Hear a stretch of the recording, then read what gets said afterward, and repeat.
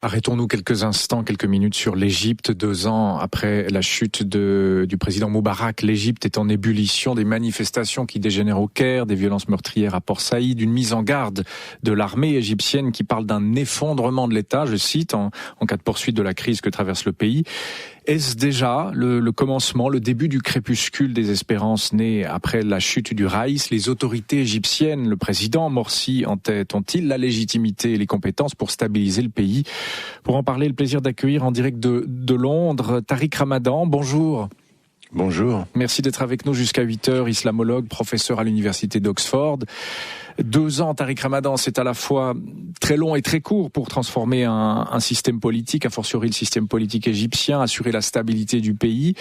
Selon vous, est-ce que la crise actuelle, celle de ces dernières semaines et surtout de ces dernières heures, peut faire tomber les autorités, ramener par exemple l'armée au pouvoir ?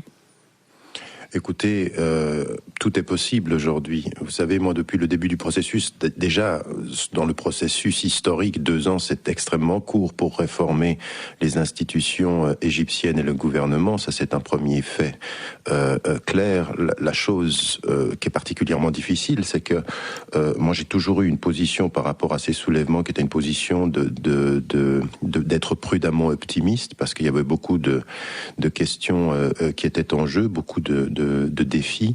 Et donc aujourd'hui, on s'aperçoit que tout le processus électoral a été extrêmement difficile. À aucun moment, ceux qui ont participé, voire l'opposition, voire les littéralistes salafis, voire l'opposition laïque, voire même au sein des frères musulmans, dans les diverses composantes, n'ont réussi à se mettre d'accord sur une plateforme de transition. Donc on est aujourd'hui en face d'une opposition qui sent la fragilité des institutions et du pouvoir en place, représentants de Morsi et toute la tradition des islamistes, des frères musulmans, donc ils sentent qu'ils sont en grande difficulté.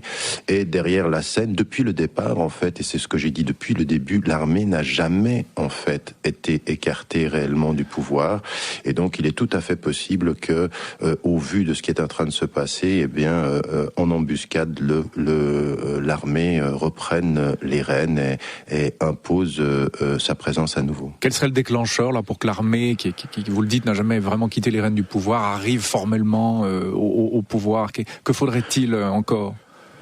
Mais écoutez, on peut comprendre, et moi je n'ai cessé de le dire, vous savez, j'ai écrit des articles chaque 2 semaines sur mon site, chaque fois pour suivre les événements, je n'ai cessé de dire qu'il y avait de la part de ceux qui avaient été élus, et dans le processus électoral, et après coup, un certain nombre d'erreurs dans leurs choix politiques et stratégiques, et on peut comprendre les récriminations de l'opposition. Reste aujourd'hui que l'opposition qui sent la fragilité du pouvoir est en train de se positionner en fin de non-recevoir du dialogue. Et si ça continue de cette façon-là, si la société civile, si le pouvoir civil, si les civils en Égypte n'arrivent pas à se mettre d'accord dans la contestation politique et le dialogue politique, eh ben, si ça continue comme ça, si effectivement il y a une fin de non-recevoir de l'opposition, eh ben, on va directement aller vers ce qui est en train de se passer aujourd'hui sous nos yeux, c'est-à-dire de la violence qui va apporter, qui va avoir comme conséquence des morts, et avec des morts, la légitimité pour l'armée d'intervenir, d'autant plus que le pouvoir en place a, hier et avant-hier,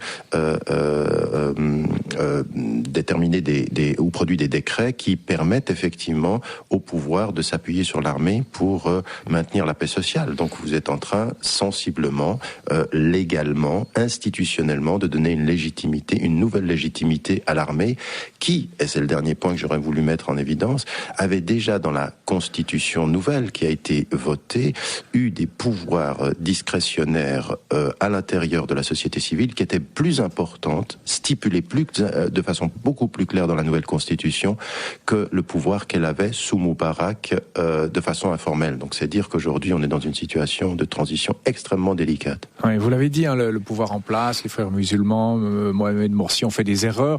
De là en déduire qu'il n'était pas l'homme de la situation. Est-ce que vous franchissez ce pas, Tariq Ramadan ? Je ne sais pas qui aurait pu être l'homme de la situation. Je ne pense pas que c'est un homme qui est un homme de la situation. La situation est beaucoup trop complexe pour ceci. Je pense que, évidemment, on peut dire il n'est pas assez charismatique, il n'avait pas... il a surpris quand même beaucoup de monde dans un certain nombre de décisions. Il a des conseillers. Il a surpris en bien, je veux dire, comme il a surpris dans des décisions qui semblaient sortir on ne sait d'où quant au pouvoir qu'il se donnait, et à des moments où c'était véritablement déclenché la polémique de façon complètement inutile. À côté de ceci, si on regarde finalement toutes les figures en Égypte qui auraient pu jouer un rôle, qui aurait pu avoir une légitimité suffisante? Je ne pense pas qu'il faille chercher un homme en Égypte. Aujourd'hui, il faut chercher dans la société civile un corps, si vous voulez, de politiciens, d'hommes politiques, d'intellectuels, qui admettent aujourd'hui qu'il y a un désaccord profond sur l'avenir, mais qui comprennent aujourd'hui que si dans la société civile, il n'y a pas un dialogue qui soit un dialogue qui gère les positionnements et qui cesse trois choses. D'abord, la polarisation entre les laïcs et les islamistes, qui cesse l'opposition entre la légitimité du pouvoir après les élections, et qui cesse le discours redondant sur la Constitution. En fait, qui cesse le formalisme politique et la lutte de légitimité pour faire face aux vrais problèmes de l'Égypte. L'Égypte a un problème énorme, fondamental, c'est celui de la corruption et celui de l'instabilité économique. Aujourd'hui, l'économie égyptienne est sous assistance du Fonds monétaire international et de la Banque mondiale. Si ceci n'est pas géré, eh bien le pays va vers son effondrement. Et malheureusement, on a l'impression que dans la conscience politique de la société civile, il y a une lutte de pouvoir complètement aveugle qui donne un champ libre à l'armée de se repositionner. Oui, on va s'y plonger légitimement. Un peu. Légitimement, oui, vous insistez sur ce terme, Tariq Ramadan. On va s'y plonger un peu dans cette société civile égyptienne. On l'a évoqué brièvement avec notre correspondant Alexandre Bouchianti, notre journal de 7h, Jean-François Moulin. On assiste à l'éclosion ces temps d'une nouvelle race de révolutionnaires. Tout droit inspiré des groupuscules anarchistes européens, nous décrit la journaliste du Temps. Le Black Bloc égyptien est un mouvement sans tête qui entraîne dans son sillage une palette hétéroclite d'ex-révolutionnaires, de jeunes désœuvrés, d'ultras du football, de casseurs, mais aussi de femmes. On les reconnaît à la cagoule noire qui cache leur visage. Ces rebelles d'un nouveau genre sont de tous les rassemblements, de toutes les bagarres. Récemment, incendie d'un camion de police et saccage du bureau qui abrite le site internet des Frères musulmans. Alors, entre rébellion et phénomène de rue, eh bien, le Black Bloc égyptien compte plus de 20 000 fans sur son site Facebook. Les Frères musulmans les accusent d'être cautionnés par l'opposition libérale, laquelle opposition reproche au Black Bloc de délégitimer la révolution aux objectifs pacifiques. Des Black Blocs qui aujourd'hui affirment ne se reconnaître en aucun homme politique. Un mouvement dont le sens est résumé par un étudiant qui se présente comme l'un des cofondateurs. On nous appelle la génération perdue, on nous traite de voyous, mais tout ce qui nous importe, c'est de sauver l'honneur des martyrs. Vous les connaissiez, ces Black Blocs? Vous avez vu apparaître et éclore ces mouvements-là, Tariq Ramadan? Non, je ne les connaissais pas, je les ai vus éclore comme nous les avons tous vus apparaître. Et c'est vrai que, connaissant la société égyptienne, c'était quelque chose qui est un tout petit peu étranger à la culture égyptienne. On n'avait pas vu auparavant des mouvements anarchistes de cette nature-là. Cela étant, dans le mouvement des jeunes, qui a été le mouvement des blogueurs et des cyberdissidents, il est évident que cette culture-là, elle est une culture qui les a touchés, parce que dans la culture alternative d'Internet, ils existent. Et à un moment donné, aujourd'hui, ils ne se reconnaissent dans aucun leader de la société civile, dans aucun mouvement, dans aucune organisation. Et malheureusement, leurs revendications qui peuvent être légitimes, c'est-à-dire de dire finalement où est cette liberté, où est ce processus démocratique, où est ce changement en Égypte, ce qu'on peut comprendre, même si il faut être patient, les processus de transition sont longs. Malheureusement, ils tombent dans le piège qui peut aujourd'hui, encore une fois, être le grain à moudre pour l'armée, c'est celui de la violence. Or, cette violence est en train de encore une fois, être un des éléments qui a toujours été utilisé par l'armée en disant « nous sommes les protecteurs de la paix civile ». Et si ces jeunes sont poussés dans ce sens-là, encore une fois, on peut dire qu'il y a des manipulations, il y en a sans doute qui les poussent, mais on ne peut pas ne pas tenir compte des revendications qu'ils expriment. Eh bien, aujourd'hui, on est tout droit en train d'aller vers la nécessité institutionnelle et sociale d'une reprise en charge, une reprise en main en Égypte, et le pire peut être à prévoir. Donc vraiment, aujourd'hui, c'est un appel à ces leaders de la société civile qu'il faut faire et espérer qu'il y ait une conscience qui se réveille, parce que tout le processus peut s'effondrer. Que leur demandez-vous aussi, si je puis m'exprimer ainsi, Tariq Ramadan, à ces leaders de la société civile, de s'entendre, mais de ne pas manifester? Ça va être difficile de demander ça. Écoutez, aujourd'hui, les manifestations ont une légitimité. Les manifestations sans violence sont importantes. C'est quand même ce qui a déterminé la grandeur du Midan et Tahrir, c'est-à-dire du square de la Libération. C'était quand même de réussir à avoir un mouvement populaire massif, mais qui choisissait la non-violence. Donc les manifestations, c'est une chose. Moi, vous savez, à l'époque où je suivais les événements, j'ai écrit un livre qui était sur le réveil arabe, et dans le réveil arabe, je mettais en évidence dans la deuxième partie du livre un certain nombre de défis qui sont majeurs. Il y avait le défi de l'économie, il y avait le défi de l'éducation, il y avait le défi de la lutte contre la corruption. C'est en fait de mettre en face les vrais défis. Ces luttes pour le pouvoir et pour la légitimité sont contre-productives, font éviter les vraies questions à la société, et comme on les évite, on va vers une lutte d'ego sans transformation politique, sans réelle transformation politique de l'Égypte. Donc à partir d'un certain moment, ce qu'on aurait pu espérer, à savoir des dialogues de fond sur les vraies questions, finissent par des dialogues sur des formes, le formalisme du pouvoir, des luttes entre les partis, et c'est là où effectivement on ne voit pas de solution. Aujourd'hui, je peux vous dire que je ne vois pas de solution. Je vois un pays qui est assisté économiquement, perdu politiquement. Mon Dieu, quel constat.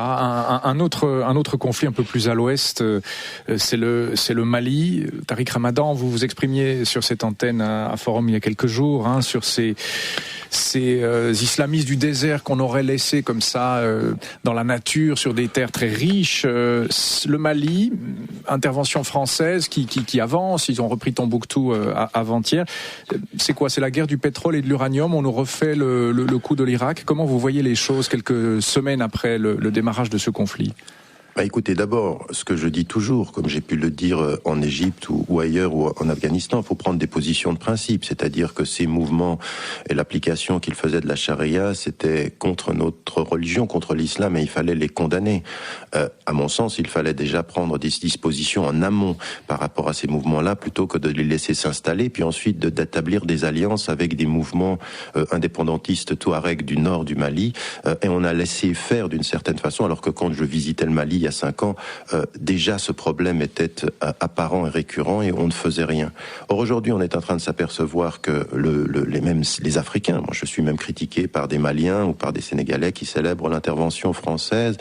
Autant je pense qu'il fallait faire quelque chose, autant je pense que les termes de cette intervention ne sont pas dus au hasard, et encore une fois, on le sait aujourd'hui, le nord du Mali, le Niger, la Mauritanie sont extrêmement riches en uranium, en pétrole et en gaz. Donc je repose la question, c'est la guerre de l'uranium qu'on est en train de mener? C'est aujourd'hui ce qu'on est en train de nous annoncer. Vous regardez en 2 semaines, en 3 semaines, comment c'est allé extrêmement vite. Et en même temps, on nous dit au moment où ça va quand même très vite, où les gens sont en train de partir et quitter les villes qu'ils avaient prises, qu'on va devoir rester parce que le processus, la façon d'agir de ces terroristes ou de ces extrémistes, c'est d'être dans le désert, de pouvoir revenir, de pouvoir avoir des stratégies. Donc on nous annonce une présence très très longue. Et encore une fois, c'est avec les non-dits de cette intervention, c'est-à-dire le coup de l'Irak, comme vous dites, mais n'oubliez pas aussi qu'il faudra un jour bien faire le compte de ce qui s'est passé en Afghanistan, parce que les ressources en gaz, en lithium et en pétrole dans la région sont aussi extrêmement importantes. Donc toutes ces guerres qu'on nous présente comme des guerres de libération des peuples sont des guerres de spoliation des ressources. Voilà, il est évident que tout le monde ne partage pas votre point de vue, mais on pose des questions. C'est une lecture de l'histoire. Et il y a un pays qu'on brandit souvent dans beaucoup de domaines, le domaine du sport, le domaine de la géopolitique et des ressources minières aussi. Jean-François Moulin, ce pays, c'est le Qatar. Il y a même l'expression Qatargate qui est lancée à la une du magazine France Football. Vous réagirez ensuite, Tariq Ramadan. Selon l'hebdomadaire français, le Qatar aurait tout simplement acheté l'organisation de la Coupe du Monde de football en 2022. Voilà, Qatargate, et vous avez bien bien ri. Le titre choisi par France Football est là pour ça. Il claque à la une. Qatargate, l'enquête de l'hebdomadaire s'appuie sur les dires d'actuels membres de la FIFA. Jérôme Valquet, secrétaire général, qui a déclaré que le Qatar avait acheté le mondial 2022. Cet homme, d'ailleurs, devait se rétracter un peu plus tard. Et puis, il y a aussi le Zurichois Guido Tognoni. Lui, il a été exclu de la FIFA en 2003. Il estime qu'il existe de forts soupçons de compromission autour des membres de la Fédération internationale qui ont voté pour le Qatar. Mise en cause, un personnage emblématique auquel il ne faut pas toucher. Michel Platini, président de l'UEFA, s'insurge et menace de porter plainte. France Football, dont on se demande d'ailleurs pourquoi il sort l'affaire aujourd'hui, pose une question. Le vote du Qatar doit-il être annulé? En attendant, Patrick Oberly, dans Le Matin, presse la FIFA qui a mené ses propres enquêtes de livrer ses découvertes sous peine de perdre encore en crédibilité. Et puis il y a aussi les grands amateurs de football. Philippe Dubat, dans la Tribune des 24 heures, lui, voit l'avenir en rose, certain que le Qatar va réaliser un mondial inédit, invraisemblable, futuriste au niveau de ses infrastructures. Et voilà ce qu'il dit, notre confrère. On n'est pas obligé de les soupçonner parce qu'ils sont riches. Alors c'est vrai que le Qatar est partout, on le voit financer des révolutionnaires, des contre-révolutionnaires, des clubs de foot, etc. Est-ce que cette histoire de l'achat des votes de la FIFA et de l'UEFA est plausible, Tariq Ramadan? Ben écoutez, moi je sais pas comment les choses fonctionnent, mais j'ai été comme beaucoup d'entre ceux qui suivent un peu le football et qui suivent un tout petit peu l'évolution des choses, très très surpris qu'on donne au Qatar l'organisation du mondial. C'est quand même un tout petit pays, il y a même pas les installations, le football n'est même pas vraiment une institution là-bas, les gens ils sont même pas vraiment intéressés si ce n'est pour l'équipe nationale ou quelques clubs régionaux. Donc le fait que l'on ait donné, la première réaction a été de dire on a donné au Qatar parce que c'est un pays riche. Donc la relation avec la richesse du Qatar ne faisait à mon sens aucun doute. Maintenant, est-ce qu'il y a eu des tractations derrière ou est-ce que justement parce que c'était un pays riche, on a pensé qu'on y gagnerait sur le long terme? Ça, c'est des choses dans lesquelles, des considérations dans lesquelles je ne peux pas entrer parce que je n'en sais rien. Mais il faut qu'on dise deux choses par rapport à ça. Parce que vous savez, moi je suis professeur invité là-bas, je suis directeur d'un centre là-bas, j'ai pris des positions politiques extrêmement claires, critiques à l'endroit du Qatar parce qu'il y a la lecture de la politique du Qatar, comme vous l'avez dit, ils sont partout. Ils sont dans l'économique, ils sont dans le politique, ils sont même, ils étaient en Libye. On sait qu'aujourd'hui il y a des forts soupçons sur leur présence en Afrique, au Mali, pour ou contre. En Syrie aussi, on parle de en Syrie, exactement. En Syrie, c'est une évidence et ils ne s'en cachent pas. Avec ceci, il y a Al Jazeera qui a joué un rôle très très important dans le soutien de dans certains processus de soulèvement, comme en Égypte ou en Tunisie, et de silence total quand ça concerne le Bahreïn, qui est un autre État pétrolier. Donc, il faut faire une lecture extrêmement critique de ce pays-là, en sachant qu'à l'intérieur du pays, il y a des courants contradictoires. C'est pas monolithique, c'est comme n'importe quel pays. Vous avez des courants qui sont beaucoup plus ouverts sur des considérations de réelle démocratisation, et d'autres qui sont complètement fermés, littéralistes.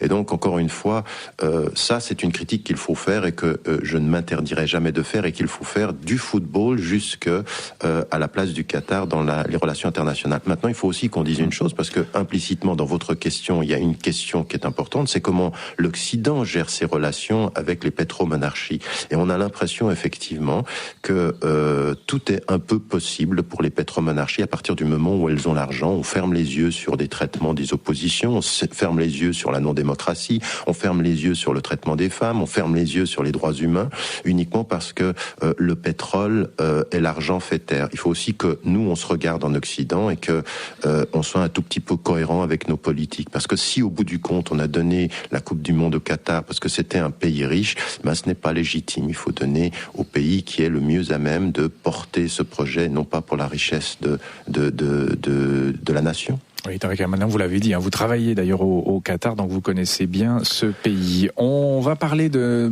notre rapport aussi, finalement, à l'islam, au cinéma aussi. C'est un film qui fait beaucoup débat depuis quelques mois. Maurice Doukas, il est sorti aux États-Unis, il sort aujourd'hui en Suisse. Vous nous parler de ce film? Oui, il est question d'un film nominé pour les Oscars, le film de Catherine Bigelow, qui porte le qualificatif de la femme la plus dure d'Hollywood et qui reste fidèle à elle-même avec son dernier long métrage intitulé Zero Dark 30, un film qui relate les investigations effectuées pour retrouver Oussama Ben Laden, un film qui nous est décrit comme étant extrêmement dur et à la frontière de la douleur. Mais doit-on montrer tout ça, s'interroge aujourd'hui la Berner Zeitung. toute cette violence presque bureaucratique, institutionnalisée. Mais le journaliste finit par répondre oui, on doit montrer tout ça, car tout au long de l'année, on a des films, des feuilletons qui font l'apologie de la lutte contre le terrorisme. Zero Dark 30, minuit 30. Vous irez voir ce film, Tariq Ramadan ? Ben écoutez, je ne sais pas, mais il y a deux choses que je voulais dire très très rapidement sur ce film, c'est qu'il a fait controverse parce qu'on y montre la torture, et qu'à partir d'un certain moment, la lutte qu'on nous a présentée contre le terrorisme, ce film le traduit, parce que effectivement, on a utilisé la torture pour avoir des informations, et que dans ce qu'on est en train de faire vis-à-vis de ceux qu'on appelle des terroristes et des violents, c'est de légitimer des traitements qui sont absolument inhumains. La déshumanisation de ceux qu'on diabolise et l'institutionnalisation et la présentation dans ce film de ceci a fait controverse, et il faut le dire. Moi, je pense que c'est très bien que le film en parle, parce que la torture, quand elle est institutionnalisée, c'est une nation et des nations, et c'est un Occident qui perd ses valeurs. Et la dernière des choses que je voulais dire sur ce film, et j'ai entendu un commentateur qui disait, vous savez, finalement, ce film, la controverse qu'on a sur la torture, c'est pas finalement la chose la plus importante. Il dit, c'est quand même la figure du musulman dans ce film, qui est toujours présentée comme l'autre, c'est-à-dire l'autre qui n'est pas de notre nation, l'autre qui n'est pas de notre culture. Et ça aussi, c'est important. C'est cette vision aujourd'hui qu'il y a en Occident, que même si l'islam est une religion occidentale, les musulmans, c'est encore les autres. Qu'ils soient modérés, entre guillemets, ou qu'ils soient extrémistes, ça reste les autres. Et c'est ça qu'il faudra changer, en fait. C'est qu'on comprenne bien aujourd'hui que nous sommes de la même nation, que je suis suisse comme vous, et que finalement, notre destin, faudra le faire ensemble, et que nos ennemis sont les mêmes, ceux qui ne veulent pas la paix sociale et qui ne veulent pas le vivre ensemble. Nous vous entendons, nous vous écoutons. Merci beaucoup, Tariq Ramadan, d'avoir été notre invité en direct de Londres. Merci. Vous êtes professeur à Oxford. Bonne journée. Merci, pareillement.